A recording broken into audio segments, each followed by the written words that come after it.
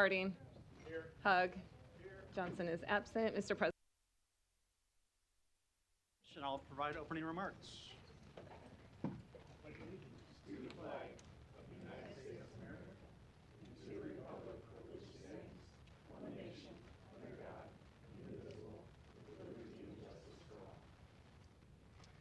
I just wanted to start the meeting by talking about one topic that we addressed last week and also again this morning in our Public Safety Committee meetings, which is the really concerning trend of traffic and pedestrian fatalities in our city this year. We have 56 traffic and pedestrian fatalities in Omaha in 2024, the most we've had in any recent year. And 14 of those fatalities have been pedestrian. So we attended a press event last week with the National Safety Council. They are working hard on this issue. The city is working hard on this issue. We're working to implement Vision Zero. We're working with our police department on enforcement efforts throughout the city.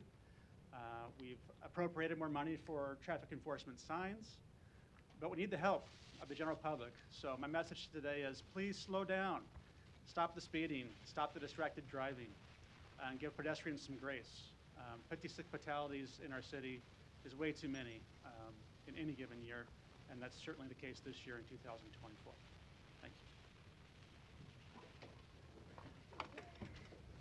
you. An affidavit of publication is on file for the pre-council and city council meeting, and a current copy of the Open Meeting Act is posted in a white binder on the east wall of legislative chambers. Good afternoon. Welcome to the Omaha City Council. We appreciate having you here today. We look forward to hearing your testimony on our many items. If you have difficulty hearing the proceedings today, you may contact our Building Commission representative here for a listening device, or you may also access the meeting on a screen in the back that has closed captioning. I also encourage you to turn your cell phones off or at least to vibrate. Item 6, Mayor's veto on ordinance number 44036 as amended, an ordinance to amend section 44-151 of the Omaha Municipal Code to adopt the 2023 National Electrical Code. Thank you. Mr. Bagley, you're recognized. Thanks. Thank you, Mr. President. Question for Mr. Kuzy. Matt Kuzy, Law Department. Paying attention. Good afternoon, Matt. There was a question, I sent you an email regarding, there was an article in Nebraska Examiner about any conflict of interest due to me being a member of the International Brotherhood Electrical Workers Local 1483.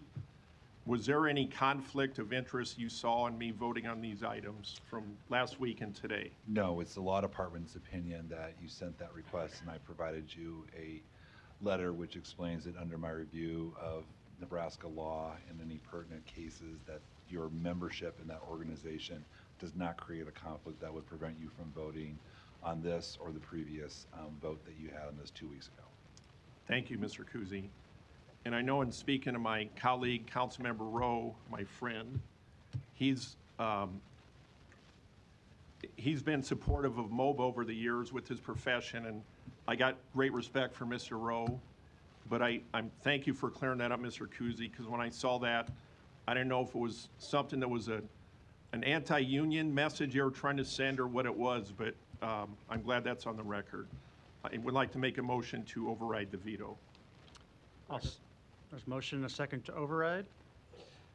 I'll support the override today too. Obviously, I supported the amendment and support adopting the full 2023 code that has been adopted nationally. But reading the numbers here today, it's unlikely this override will pass. We're down 2 members, and the original amendment passed 4-3.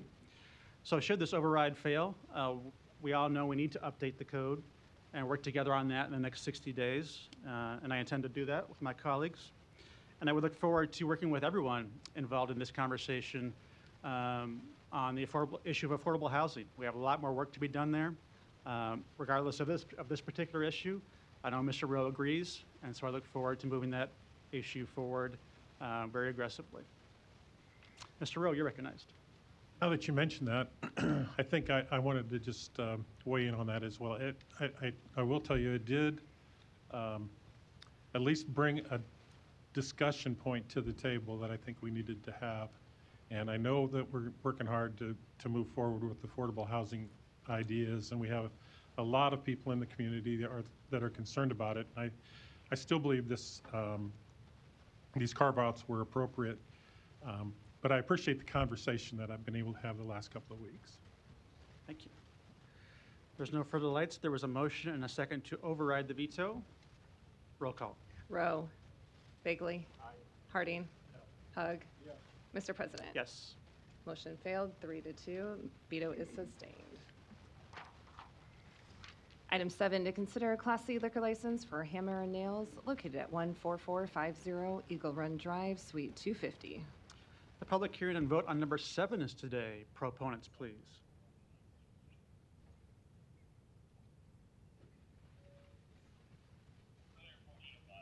Good afternoon.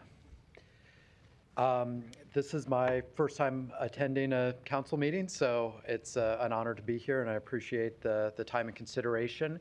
I would look to you for guidance as to what you're looking for from me as to what we're petitioning for, but happy to share any details as requested. Thank you.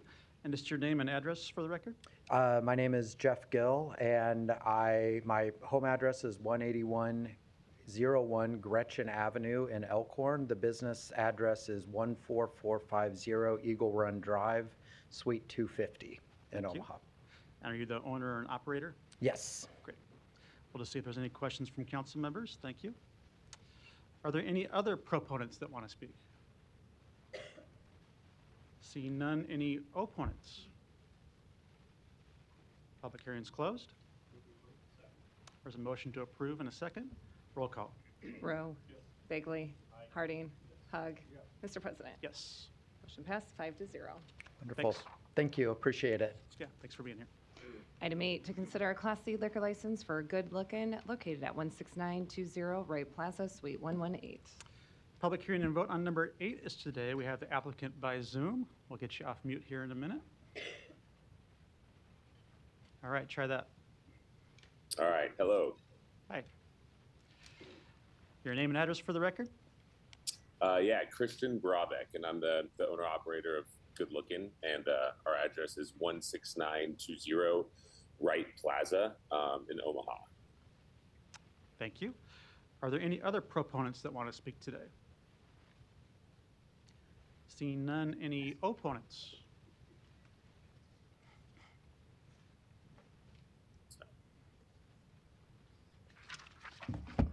Yes, sir. Councilman, I see the ladies are absent today from the city council. There's 2 ladies missing.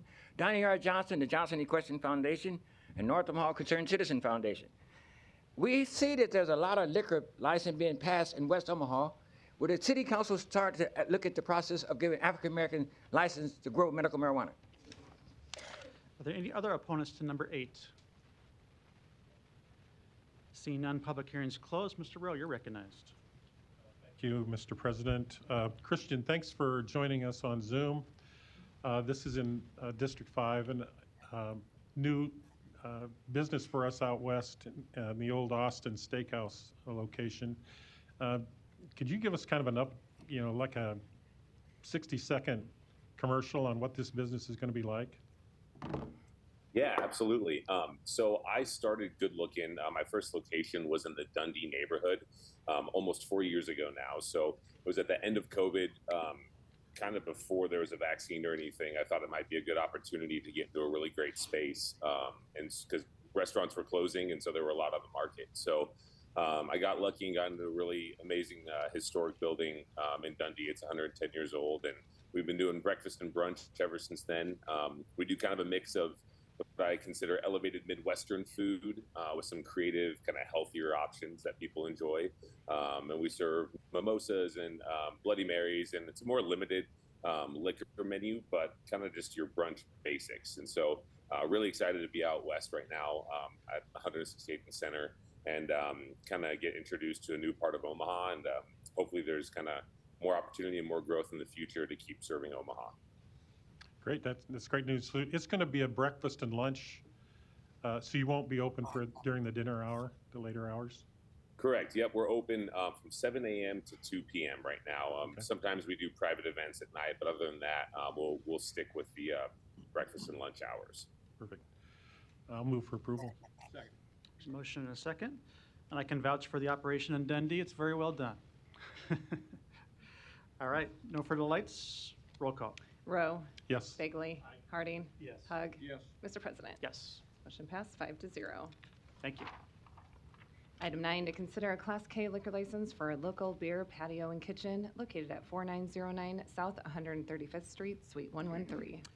Public hearing and vote on number 9 is today. We have the applicant by Zoom as well. Ms. Weiss will get you off mute here in a minute. Okay, Hello. hi.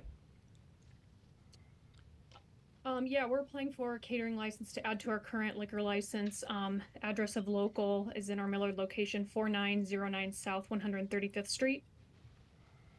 And your name and address, just for the record? Sarah Weiss, 2522 North 110th Court, apartment 204, and then 68164. Great, thank you. Are there any other proponents that want to speak to number 9? Seeing none, any opponents? Public hearing's closed. Move to approve. There's a motion and a second to approve. Roll call. Rowe. Bagley. Harding. Hug. Mr. President. Yes, Motion passed 5-0. thank you. Good luck. Item 10, a resolution to approve the preliminary plat for the Rose at Barcalos with a waiver to Section 5384A lot depth located at 4209 and 4215 Ellison Avenue. Planning Board and Planning Department recommend approval. B is communication and opposition. Public hearing and vote on number 10 is today. Proponents, please. Seeing none, any opponents? Public hearing's closed. There's a motion and a second to approve. Roll call. Rowe. Bagley. Harding. Hug. Mr. President. Yes. Motion passed 5-0. Item 11, a resolution to approve the preliminary plat for Mason Place Rose with a waiver to Section 5384A lot depth located southwest of 33rd and Mason Streets. Planning Board and Planning Department recommend approval. B is communication and opposition. Public hearing and vote on number 11 is today. Proponents, please. Seeing none, any opponents? Public hearing's closed. Motion and second to approve. Roll call. Rowe. Bagley. Harding. Hug. Mr. President. Yes. Motion passed 5-0. Item 12, a resolution to approve the 1501 Howard and Standard Rehab Tax Increment Financing Redevelopment Project Plan located at 1501 Howard Street and at 500 South 18th Street in amount up to $1,316,643. Public hearing and vote on number 12 is today. Proponents, please. Oh, yeah, good afternoon, Don Seaton, City Planning. This project located downtown, 2 sites, both are near the Flatiron Building. Both of the sites contain existing historic buildings. These buildings will be comprehensively rehabbed and reused for affordable housing. 1501 Howard, they'll have 16 apartment units and about 6,700 square feet of first floor commercial. Give me a second. I get short of breath sometimes. Give me a moment. Yep, you're fine. Okay. And the standard building, they'll have 40 units and about 3,700 square feet of commercial. Both are in an extremely blighted area, so it'll be a 20-year TIF term, and both will make contributions to the streetcar system. The developer is Howard Street Rehab Owner, LLC. Neeraj Agarwal is the manager. It's an investment of $24.7 million downtown. The TIF request is for $1,316,643. Complies with the master plan. It's a good use of these historic buildings. We ask for your approval. Thank you. Other proponents?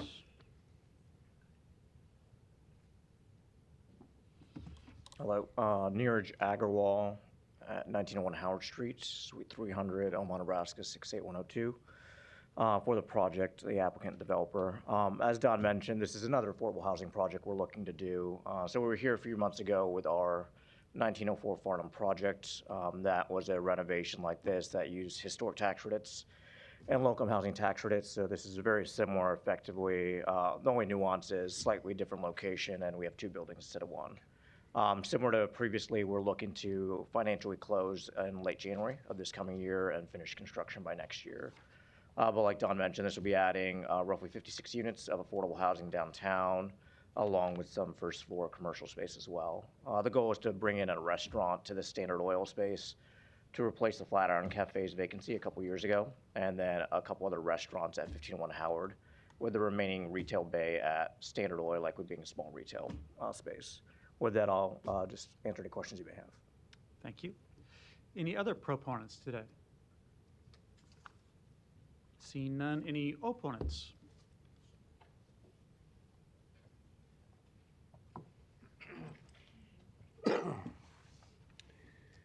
Larry Storr, 5015 Lafayette Avenue, Omaha 68132. When I finally got around to reading this thing, what is defined, rather surprising. I'm against it again, and for the basic same reasons. The TIF financing is being challenged by State Attorney General, I believe, or finance manager, as being misused in some cases. And in the way this is worded, it leaves out a primary word called ad valorem property tax. Property is missing from that word. Once again, it's deceiving to the people. Now, if you look at the two pictures in the area around there, who there is going to pay the property taxes that are not paid during the 20-year period of this TIF financing? Somebody has to pay it. And in the city's own thing in regards to development around the streetcar, it's people that live in the area of that district, which means it's not the guy that's doing the developing or the guy that owns the building. It's the property owners that are there. Now, if that's all that it is, then how are you going to get more money to pay all those taxes that the school system loses? Are you going to build a lot more businesses around, tear down on what's there and build a lot more businesses? Where's your guarantee of that? Why are you so certain that you're going to fill that area with new businesses? You need to answer those questions. And how long will it be before it gets started? Because a lot of TIF projects in this city have stopped. We'd like to know why they've stopped. Because when you stop a construction problem, what happens? It costs you more, which means me. Thank you. Any other opponents to number 12? Luis Jimenez, 2709 Dewey Avenue. I'd like to support the previous commenters' comments, but actually it is the state auditor that questioned the TIF financing scheme usage. It wasn't, he didn't say it was an auditor. So I just want to clear that up. Thank you. Okay. Any other opponents today? Yes, sir. Gentlemen, ladies absent today at the City Council, and I had talked to Ms. Johnson about this before. Donnie R. Johnson, 4928 North 52nd Street, the Johnson Equestrian Foundation, and North Omaha Concerned Citizen Foundation. I was 25 years old when I came to the City Council, and they said the Flatiron should be on a historic landmark. But when they had me study in New York at the United Nations, I had to study the Empire State Building and all the architecture around there. I'm asking myself, why is it on a historical landmark? Let's remove that, take that money, give it to the North Omaha folks so we can buy Fountaindale or that land over by the airport so we can grow some medical marijuana and make some money. Any other opponents to number 12? Seeing none, public hearings closed. Mr. Bagel, you're recognized. Thanks, Mr. President. Mr. Underwold.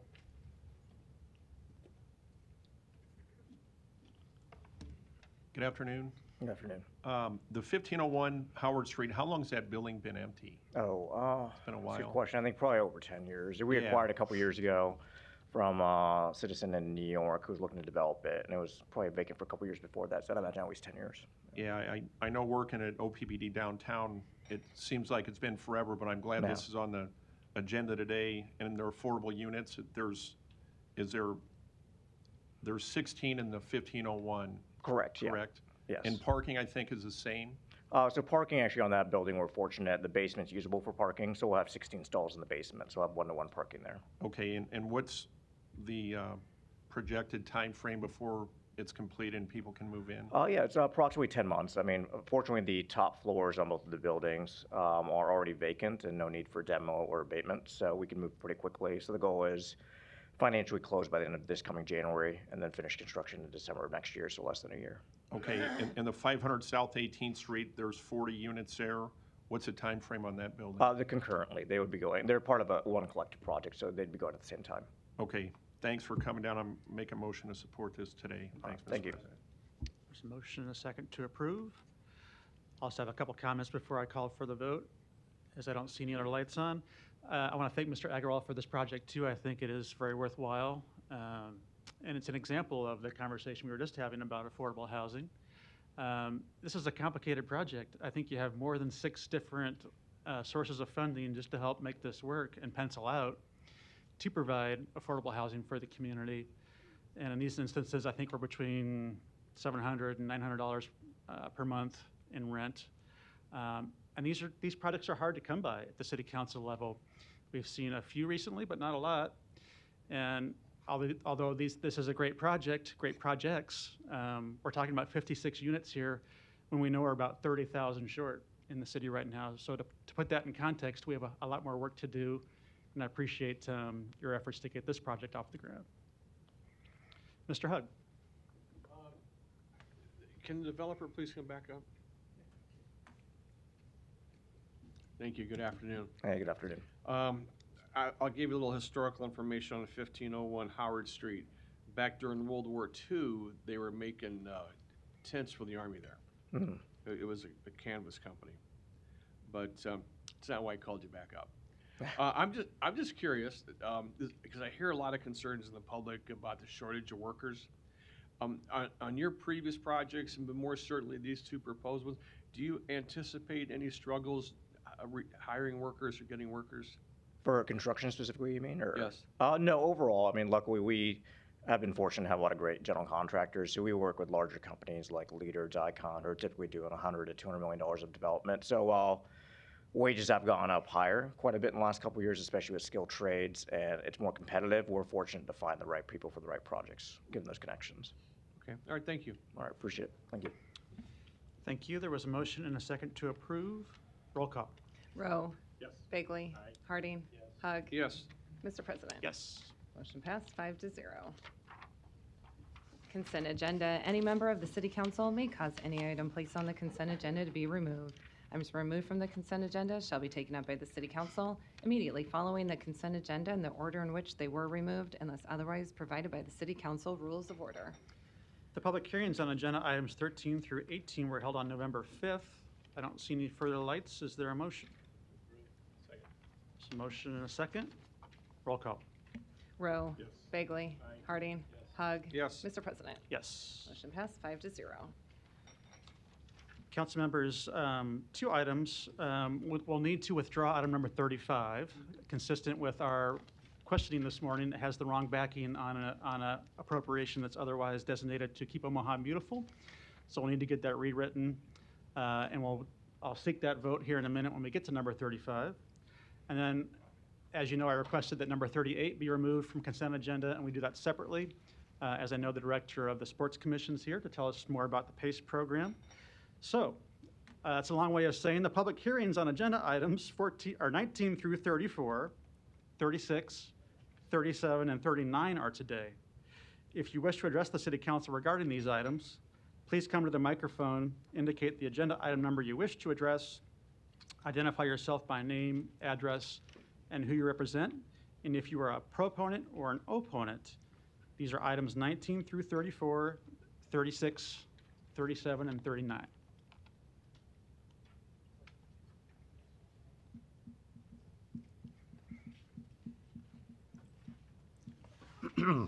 Larry Store, 5015 Lafayette Avenue, Omaha 68132. I'm against number 37. I think there are plenty of other programs, including through the county, for family education. Actually, we don't know what that means. The Community Alliance gets lots of funding from different sources. And I don't think we need another juvenile and family education program. It costs us somewhere out of our pocket. Thank you. Thank you. Any other testifiers on these items? Seeing none, public hearings closed.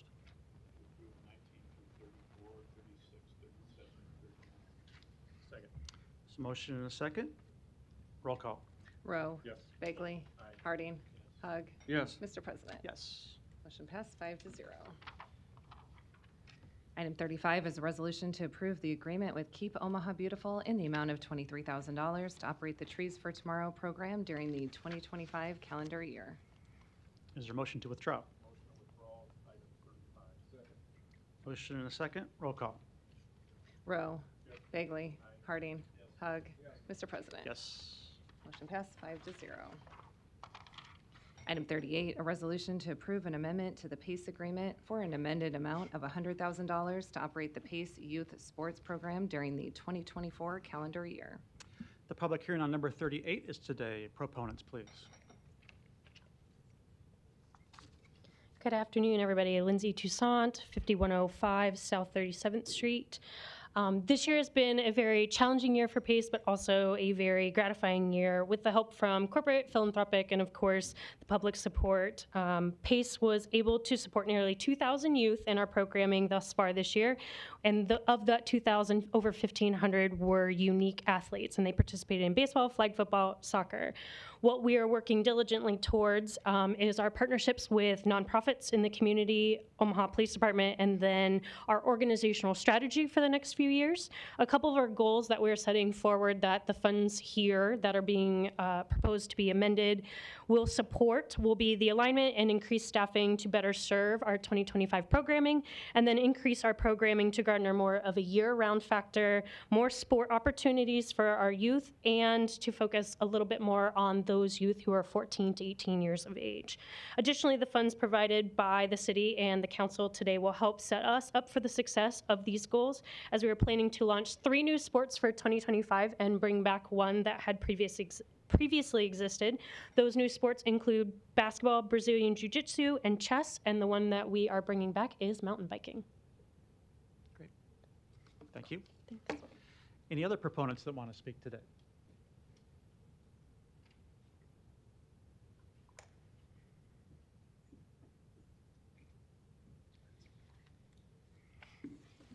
Good afternoon, Mr. President, members of the City Council, Thomas Warren, Mayor's Office. I'm here on behalf of Mayor Stothert. We have been in communication with the Omaha Sports Commission along with Chief Smarterer and Omaha Police Department to support the reestablishment of PACE. We've been working with them for the past year. They have undergone quite a few changes, particularly with the reconstitution of their board of directors. They do have new leadership in operations and management of the organization. They have implemented a number of internal controls to manage their fiscal affairs. That was critically important to make sure that they had the proper oversight.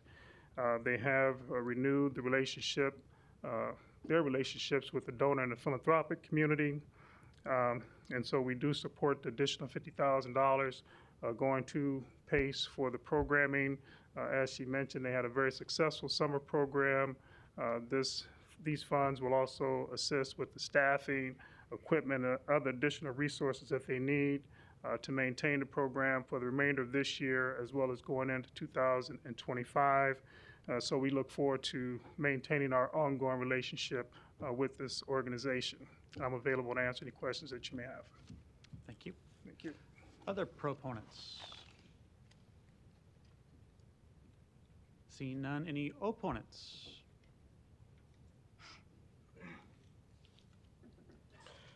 Luis Jimenez, 2709 Dewey Avenue. I have been following this closely with PACE. It's unfortunate that the city has to take over, but you know the city needs to step up and actually more than what PACE has been doing, and that is to upkeep fields, playing fields, and this money that is being allotted is not going to do it.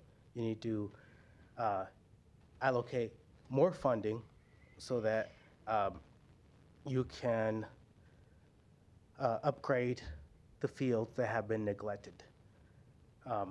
So the kids are going to do fine, Pete. They really are.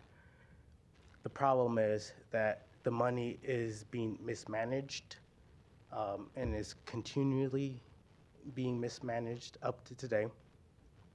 So provide more money so that the fields that the, correct me if I'm wrong, can play at. Thank you. Thank you. Any other opponents? Opponent, opposing or for? Opponents. Proponent? Okay, well. In opposition. Okay, Mr. Frederickson.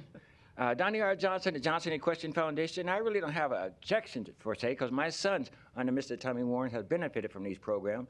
One of my sons is a varsity basketball coach at Thomas Jefferson. My other son's a varsity football coach at South High. I benefited from the same program from under Mayor Leahy and Parker Recreation. My resolution or my solution or suggestion to this program is to make it a part of the Peace Corps, because we had the same thing, but it was through AAU. But I think this is a wonderful program, and I should be thanking Mr. Warren because my son, he benefited, but he hasn't been able to get back to Creighton and coach over there. Thank you. Any other opponents?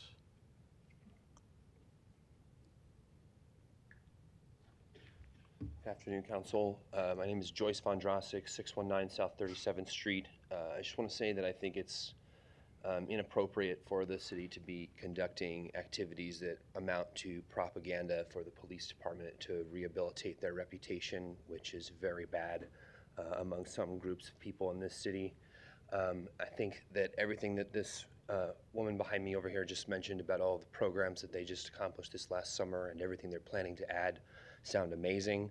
Athletics for community engagement sound amazing, but when it's just to rehabilitate the bad reputation of the Omaha Police Department, which has been taken to federal court and lost several times over the past few years for serious breaches of civil rights and various other unnecessary violence, I would just like to condemn this organization and say that we can better invest in the youth of our communities and through athletics programs without doing so as a part of propaganda arms for the Omaha Police Department. Thank you. Thank you. Any other opponents? Seeing none, public hearings closed. Mr. Harding. Thank you, Mr. President.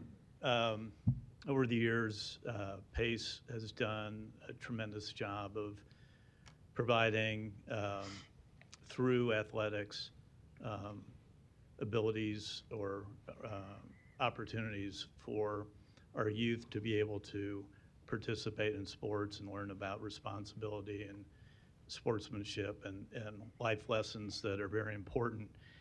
And then, unfortunately, we had some of those who took advantage of PACE and put us, the city, as well as the donors, and eventually the recipients, the beneficiaries, that being the kids,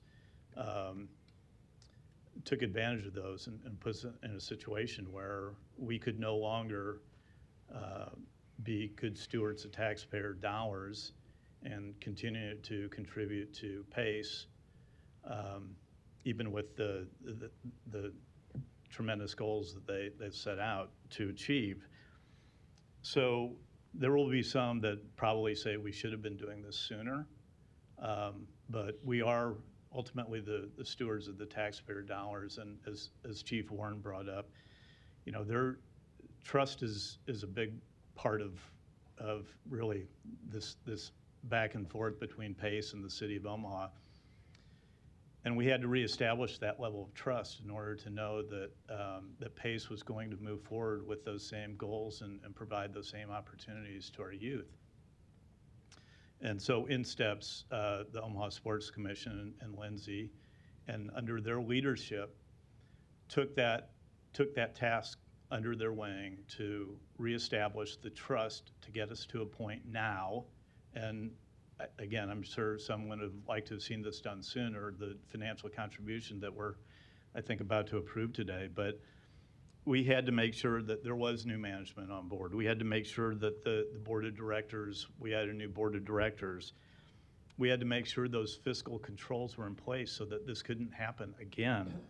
So we had to reestablish, and we had to earn the trust, or PACE had to earn the city's trust again to be willing to invest in this great organization. So I'm very supportive of what we're going to do here today. I commend the Sports Commission, Lindsay, under her leadership for all the actions that they've taken to reestablish that trust, not only with the city, but with the taxpayers. And then ultimately, the beneficiaries will be our kids and those in those underserved communities who, without this program, wouldn't have those kind of opportunities. So very supportive of it. But again, as much as I would have liked to have been approving this sooner, we had to make sure that those checks and balances were in place, because it's vitally important that this doesn't happen again, but it's vitally important that we invest in our youth. So thank you. Thank you, Mr. Hug. You're recognized. Lindsay, how are you? Good. How are you, sir? Two things. I want to point out that this is the second half of what the mayor promised. In the spring, the mayor graciously gave PACE $50,000 at a time where I think it was pretty significant timing for them to get that money. And at that time, the mayor said that everything went right. She would award another $50,000. So this is an indication that everything went right. And I think you know as well as I know what a long road you had coming back. And there were no shortages of people at one point that just wanted to pull the plug on PACE and let it go away. So acknowledging all your hard work and everything that you went through, you and your staff, I want to ask you if there's one short story that you could relate to us to kind of indicate the hard road you had the past year and a half that you could relate to us. It was very hard to see a lot of work that we knew happened in the past with PACE kind of come almost to a screeching halt right before the programming kick-started back in the fall. And as Jamie has on my team has mentioned, like sometimes the days got really chaotic and made you want to pull your hair out, but the moment you got to stand out on the field and watch those kiddos come play because they got to play sports again, it really changed your mindset, and it was almost a ready reset to get going for what we needed to do. So that is like the biggest piece to me of challenge, to kind of see the other side of it that's more on the back end that a lot of people don't get the privilege to be a part of. But to see those kids come out and some of the programming that we did do, and we did do a partnership with Radius, kind of a test run for how we kind of want to move and work with some of our nonprofit partners in the area, and to hear the feedback from those who operate Radius and just use the term magical in seeing the change in their kiddos after they come and play flag football with us. It's really great to hear, and then we know that we're kind of on that path forward, and a forward and upward path. There's still a lot to be done, and we encourage everybody to come be a part of it and help us out. There's tons of volunteering opportunities. You don't have to be a police officer or a firefighter to be a volunteer, but every person will make a difference in our kids' lives. Okay. Thank you for everything you've done. Thank you. Thank you, and I appreciate that answer, because it is all about the kids, and when you go out there and see what you just described, that's why we're all supportive of this today. And I appreciated you having me out there for the baseball and soccer championships this year. That was my reflection to see those kids back at it in a productive setting, working with their coaches, working with law enforcement, building those relationships. That's what makes this program special.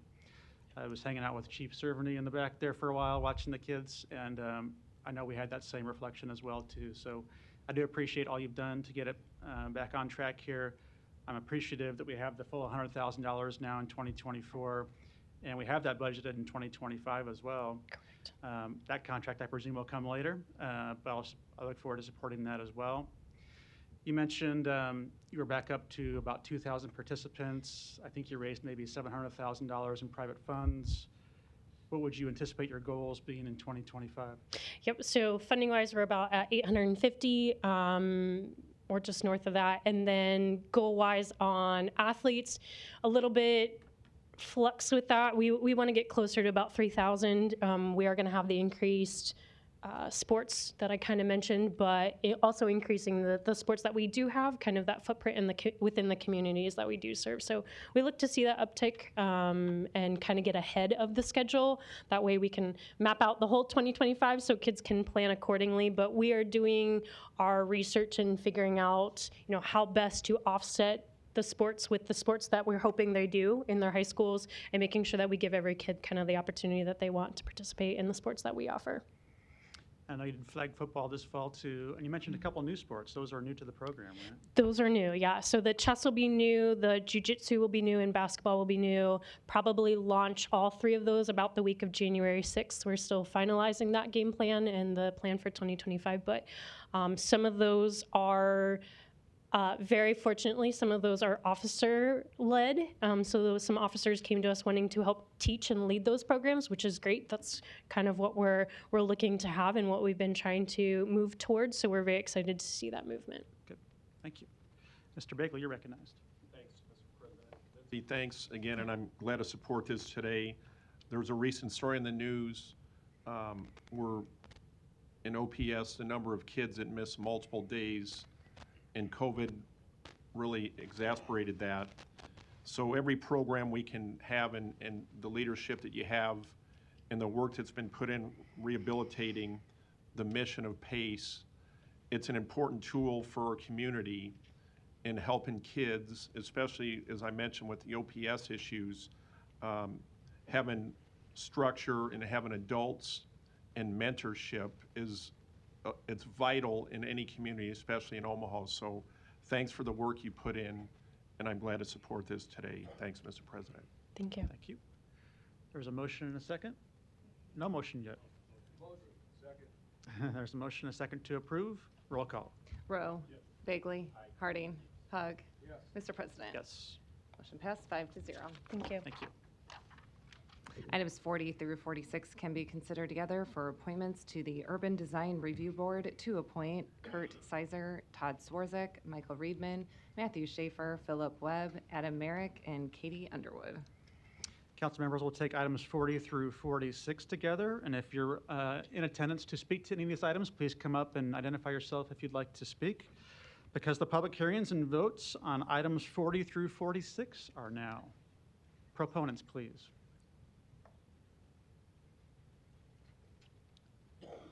Seeing none. Any opponents?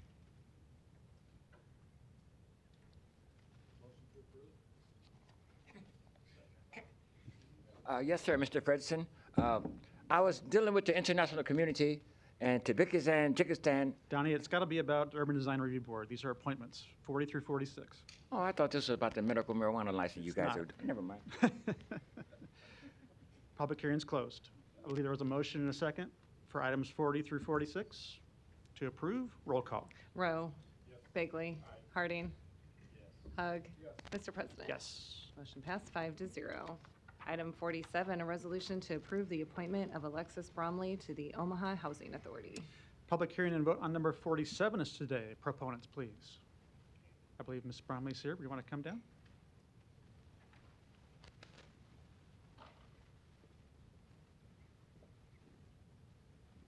Hi, good afternoon. Alexis Bromley, 909 Capitol Ave. Here to answer any questions that you have, share about myself, anything that you're interested in, please let me know. Thank you. Other proponents? Good afternoon, Joni Poor, 1823 Harney Street with Omaha Housing Authority, here to support Ms. Bromley's appointment. Happy to answer any questions. Thank you. Any other proponents to number 47? Seeing none, any opponents? Public hearing's closed. Mr. Begley. Thanks, Mr. President. Ms. Bromley, good afternoon. Thank you for coming down today. So a couple questions for you and Joni. LB 840 was passed. What role do you see the board in the implementation of that LB 840 and specifically for the right to counsel? Yes. I see that, one, as a board member, I haven't had my orientation yet, so as a commissioner, so I will share that. I'm really looking forward to that piece of it. I see my role in this as it's a public resource, housing is, and having a board there, you have to manage the oversight of that, the management and administration of a public resource for our city. I take accountability for that, and I know as a board member, I'm now gonna be an individual person that takes accountability for Omaha Housing Authority in that manner. That's not specific to the LB that you're referring to, but I hope that gives you an understanding and idea of the approach that I will take personally to this role. I appreciate that, and thank you again for putting your name in the arena. It's not an easy thing to do, and this is a role in Omaha where we want to have people stay housed is the role of OHA. So maybe a question for Joni as well. Good afternoon, Joni. Good afternoon. What's the timeline of the resident commissioners? Do you know what the timeline is on when they're going to be seated? I don't have a specific timeline, but so we go through a robust process where we provide the notification that there is an opening, or in this case, 2 openings for resident commissioners to all residents of public housing as well as all voucher holders throughout the Housing Authority. That's over nearly 5,000 voucher holders and over 2,600 public housing residents. Throughout the entire month of September and a little bit of August, we received applications. Those were vetted, scored, interviewed, and recommendations have been provided to the mayor's office. I don't know the exact timeline, but that has already been completed on our side and provided to them. I know that they were working to contact those individuals to have them complete the next steps in the process. Okay. In respect to the integrated housing support services from the community providers, is that something that OHA is still working on? The nonprofits and the community organizations who work with clients? Sure. Is that something that we're still working on and connecting with the community? Absolutely. I know, for example, North Omaha Community Partnership, who had been coming in and doing open house style events with providers who could come into resident homes and deliver in-home services, as well as bringing in other resident services through our resident service, our longtime serving resident services coordinator, Salasaka. So both our internal team and that external group had been bringing providers in and going around to all of our different tower locations, delivering those kind of open house style events at the tower locations for tenants to come down and learn more about what type of in-home services they could receive, what type of community-based services they could receive.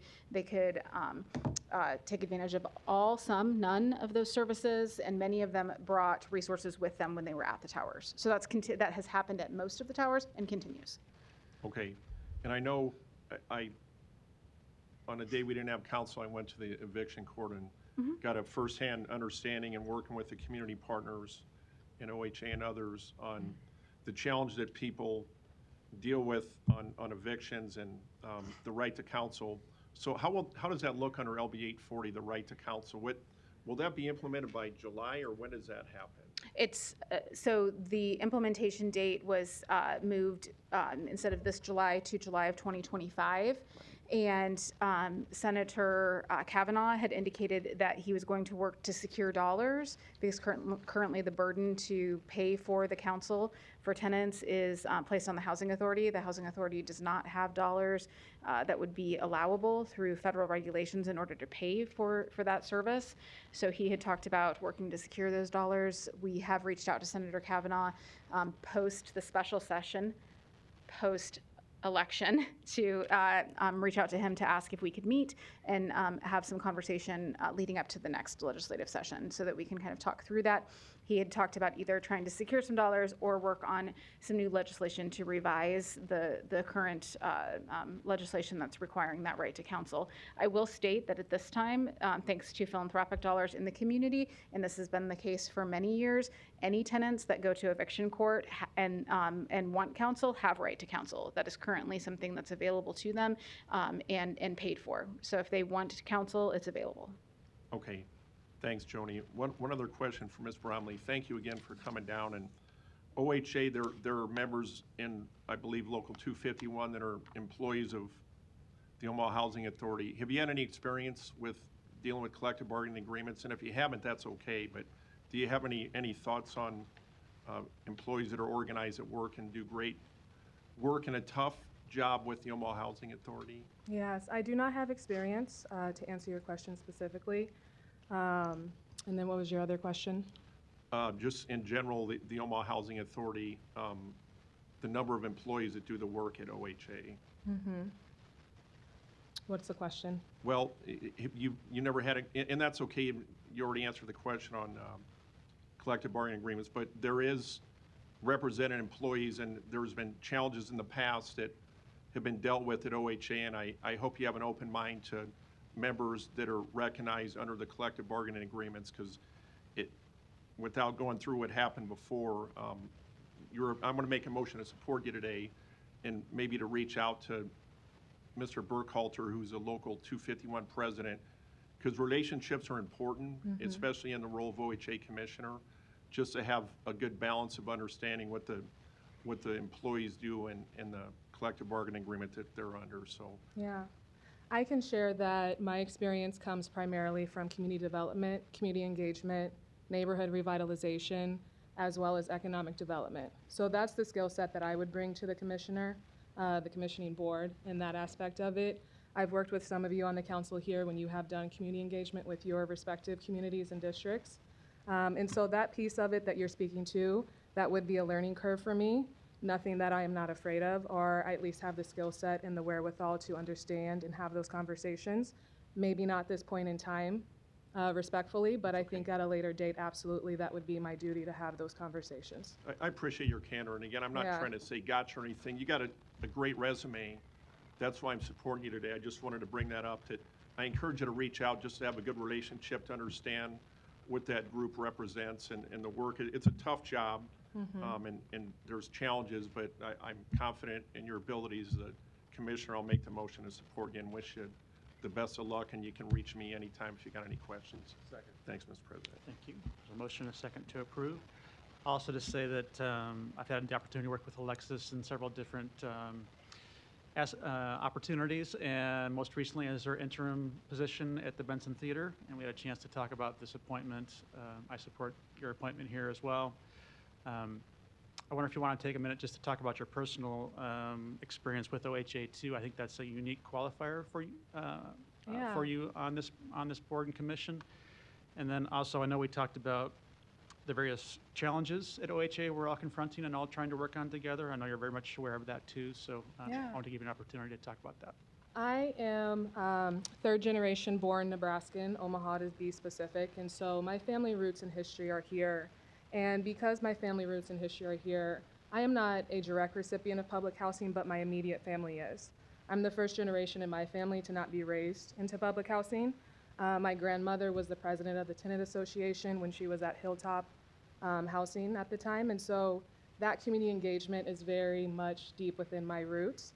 I am fortunate though, as I mentioned, I didn't grow up in public housing. So my privilege and my life experience is much different than the rest of my family. I have 2 college degrees, and my most recent degree is in urban studies. And during my time with urban studies, I studied the city of Omaha for housing affordability, as well as the effects of redlining on the north side and why 3 out of 4 communities across the country are still disadvantaged that were disinvested in through redlining practices for almost 70 years. And because of that, I have a tie to Omaha. That's why I got into community development. I care about the community, I care about the city, and why people like me don't want to live in Omaha. when they reach a certain age or they reach a certain level of their professional careers and they have the option to go somewhere else, they choose to. And so not only am I here for people with that background, but I'm also here for my family. I don't think anyone in my family would have saw someone like me in this position prior to today.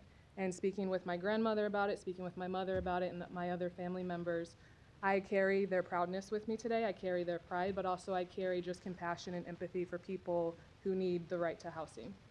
So. Thank you. Mhm. Thank you for that. Well said. And then my last question either for Joni or Matt, to the I think question Mr. Begley was posing. I believe there's a requirement on legislation that the remaining 2 resident commissioners be appointed by the end of the year. Is that correct? So the Nebraska Housing Agency Act requires that positions that are vacated, commissioner positions, are filled within 6 months. And so the position would have technically become open when the legislation took effect in July. Okay. So that deadline would be when now? I don't know the exact date off the top of my head, but likely probably sometime in December then. Okay. So essentially by the end of the year, we'll Yes. see those 2 more appointments coming to the city council. I would imagine, yes. I just don't know the exact date. I just didn't want to give you a specific date. We've done our side of the work and we've submitted those over to Carrie. I know that she's doing her due diligence with, there has to be applications and, the other pieces that come in your packet that go through and working through. The residents also have, at least one of them, I believe, is also employed full-time, and so working around schedules and those sorts of things. So sometimes it takes, another couple weeks just to get that information all put together and then get it on the agenda. But I anticipate it any time now. Okay. And just for the record, 6 months from July is in January. Okay. I'm sure it's the intention to have those positions filled Thank as you, soon as Mr. Kuzi. possible, though, so that we have a full board, correct? Yes. All right, thank you. There are no further lights. There's a motion to approve in a second. Roll call. Rowe. Bagley. Harding. Hug. Mr. President. Yes. Motion passed 5-0. Thank you. Item 48, an ordinance to acquire private property for the 29th Street improvements, Hamilton Street to Seward Street. Public hearing on number 48 is today. Proponents, please. Seeing none, any opponents? Public hearing's closed. Item 49, an ordinance to acquire private property for the Elmwood Road and Underwood Avenue roundabout project. Public hearing on number 49 is today. Proponents, please. Seeing none, any opponents? Public hearing's closed. Non-action items, items 50 through 80, do not require public hearing or city council consideration at this meeting, but will be placed on a future agenda for public hearing and/or vote. The reason for non-action is noted after the item on the agenda, as well as the date the item is expected to appear on an agenda for consideration. Is there a motion to adjourn? Motion and a second to adjourn. Roll call. Rowe. Bagley. Harding. Hug. Mr. President. Yes. Motion passed 5-0. Meeting is adjourned at 2:57.